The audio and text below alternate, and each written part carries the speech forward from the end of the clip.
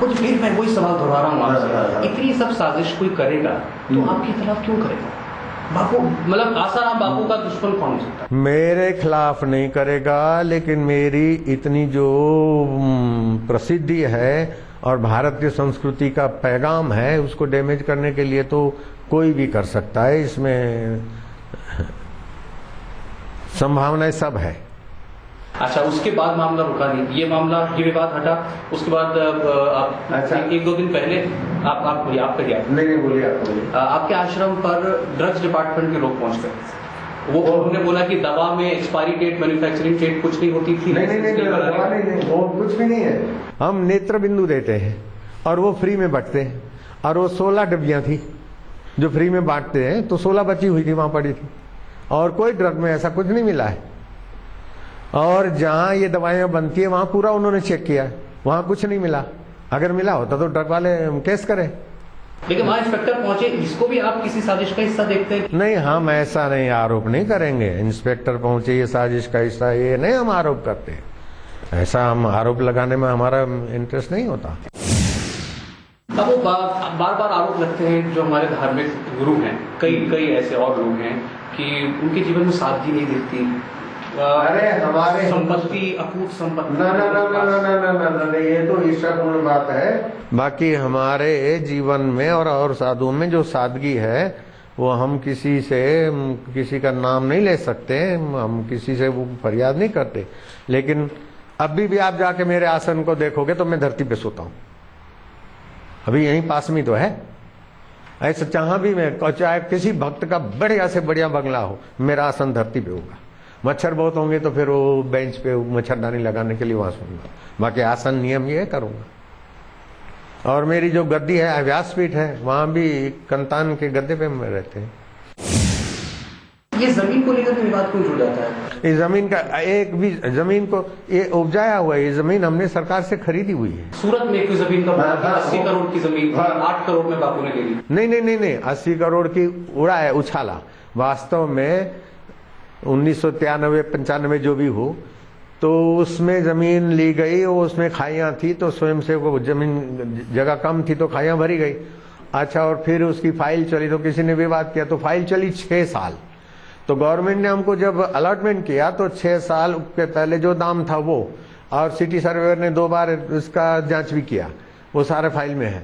और फिर 12% ब्याज लगा के हमको उन्होंने दिया। तो 10 साल पहले की जमीन आज भी 4 करोड़ कोई दे देता है तो मैं उनको दूंगा, ये 4 करोड़ मेरे आदमियों के साथ गरीबों में बांट दो। 80 करोड़ की बात बिल्कुल उपजाई हुई है। अच्छा, 80 करोड़ की बात में उसमें खाइयों को ठीक करने के लिए बह न जाए मिट्टी, हमने तो देश की सेवा की है, वो जमीन को बचाया है। और 570 रनिंग फुट दीवार हमने की है, और एक शिव मंदिर है, एक हनुमान जी का मंदिर है, और एक घाट है जो सभी लोग आके नहाते हैं, केवल आश्रम में आने वाले नहीं, दूर दूर से गांव के लोग आते नहाते। तो 4 करोड़ भी आज कोई दे देता है तो वो संभाले और वो गरीबों में बांटो।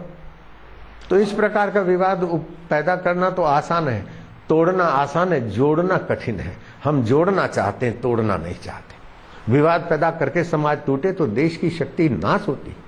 परस्पर भावयंतु, तुझ में राम मुझ में राम, ला इल्ला इल्लल्लाह, अल्लाह के सिवा कोई नहीं, भगवान के सिवा कोई नहीं।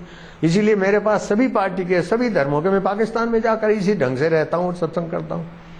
तो मैं कराची में 14 तारीख को कराची में खुलेआम मैदान में सत्संग किया। जी अब्दुल्ला दरगाह के लोग बोलते बापू 10 से 12, 12:30 तक मैदान खाली करना पड़ेगा। मैं क्या क्यों? बोले यहाँ बापू ये पाकिस्तान है। मैं कहा पाकिस्तान है तो हुआ थोड़े है पाकिस्तान है तो क्या। 1:45 बजे तक चला सत्संग। तो मेरे दिल में किसी के लिए नफरत नहीं है, और मैं तो कीड़ी को भी पीड़ा न हो तो इन मासूमों को पीड़ा करने वाली कोई भी हस्ती हो, कोई भी ताकत हो, कोई भी तांत्रिक बाप हो, हम ये संभव ही नहीं है। हमारे इस साबरमती किनारे पर तो ऐसा कोई है नहीं, और हमारे आश्रम में संभव ही नहीं है।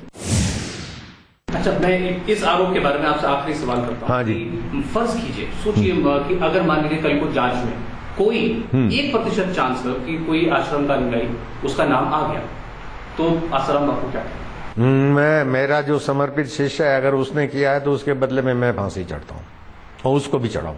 हराम खोर। 2,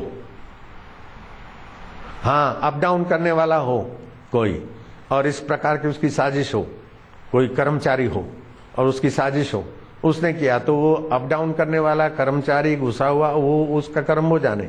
लेकिन मेरा जो समर्पित साधक है, जिसने मेरे से दीक्षा शिक्षा ली और जो मेरे सिद्धांत पे चलता है, वो ये कर ही नहीं सकता, सोच भी नहीं सकता इस प्रकार की क्रूरता। आपके बापू जो प्रवचन होते हैं उनमें खूब हंसी मजाक होता है, होली के रंग भी हमने देखे हैं। मैं उस पर आपसे बात करूंगा, लेकिन एक नारायण बोल के बाद।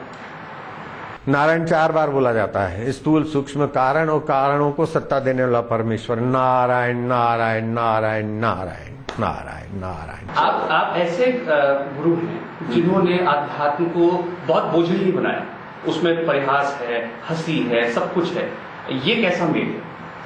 हाँ बोले आध्यात्मिकता में ये क्या हंसी मजाक, ऐसा कोई होता है धार्मिकता? हंसी मजाक ओम ओम ओम ओम हास्य प्रयोग, ये क्या है? सब फालतू है। अरे लाला ये फालतू नहीं है। जोगी गोरखनाथ कहते हैं हंसीबो खेलीबो धरीबो ध्यान। हंसते खेलते परमात्मा का ध्यान करो। परमात्मा आनंद स्वरूप है। उतरा हुआ चेहरा लेकर गमगीन होके बैठोगे क्या? और भगवान शिव जी धिमक का धिमक का धिम धिमक का धिमक का नाचे भोलानाथ। नारद जी वीणा बजाते हुए, कृष्ण बंसी बजाते हुए, तो क्या हम रोते हुए आध्यात्मिकता करेंगे? बापू आपकी थोड़ी सी और पुरानी जो लाइफ है, पुरानी जिंदगी है, उसके बारे में कुछ मुझे पढ़ने को मिला। ये मुझे पता लगा, आप मुझे डांट दीजिएगा अगर आपको बुरा लगे तो। मुझे ये पता लगा कि आप अपनी शादी से पहले भाग गए थे। हाँ भागा था। मैंने सोचा था कि पहले वो ब्रह्म नाड़ी में ब्रह्म परमात्मा की साधना कर लूंगा, बाद में संसार में। तो घर वालों ने वायदा किया कि तुम खाली शादी कर लो, फिर अलग से रहना। अब अलग से तो रहने लगे, लेकिन उसको पत्नी को मेरी माँ, उसकी जेठानी, ये वो सब ये साधु हो जाएगा, इसको जरा पटा। तो मैं कहा ये तो पटा रहे हैं, तो फिर मैं निकल गया। और हम तो अब लोग तो अभी आरोप लगाने वाले कि बापूजी मोटेरा में 11 रुपए का कैन दारू बेचते थे, ऐसे भी आरोप लगा रहे हैं, एक बार में छाप रहे हैं। ठीक है कोई बात नहीं, हम 11 रुपए का कैन बाबू बेचते थे, चलो। तो ऐसा चलता रहता है। पता लगा आप एक बार केदारनाथ गए, आपको एक पुजारी ने आशीर्वाद दिया कि तुम करोड़पति बन जाओ। हाँ मैंने कहा ये नहीं चाहिए मुझे, फिर से पूजा कराओ। एक टाइम भोजन मिले, दूसरे टाइम मांगू तो भी न मिले, लेकिन भगवान में प्रीति हो। मैंने वो पूजा कैंसिल करा के फिर से करवाई। आप तो बहुत बुरे व्यवसायी साबित होते थे, आपने करोड़ों करा दी। करोड़, मैं मेरे जैसा व्यवसायी मिलना मुश्किल है। मैं बढ़िया व्यवसायी हूँ कि करोड़ तो संभाल संभाल के टेंशन लेना है, और दुनिया को जो संभालता है वो मुझे संभालता है, और मैं उसे दुल्हार करता हूँ, वो मुझे दुल्हार करता है। हमारी मोहब्बत का कोई और ही अंदाज है, हमें उससे पर नाज है और उसे हम पर नाज है। तो वो आखिर में अगर आप कोई अपील करना चाहते हैं लोगों से अगर आप कोई अपील करना चाहते हैं, उन्हें कोई संदेश देना चाहते हैं? लोगों से अपील है कि भाई देश को अभी बहुत जरूरत है संगठन की, सुख की, शांति की। साजिशों के शिकार न बने, अफवाहों के शिकार न बने। आपका बहुत बहुत शुक्रिया। धन्यवाद धन्यवाद। नारायण नारायण। हम बात कर रहे थे आसाराम बापू जी से, और उन्होंने किसी भी तरीके के विवाद को जो भी उनके साथ जुड़े उन सबको एक सिरे से नकार दिया। लेकिन हाँ, एक बात उन्होंने बड़े पुरजोर तरीके से कही कि इन सब विवादों की जांच हो और निष्पक्ष तरीके से हो, और अगर फिर भी उनसे जुड़ा कोई भी आदमी अगर दोषी पाया जाए तो वो उसके लिए भी सख्त से सख्त सजा की पैरवी करेंगे।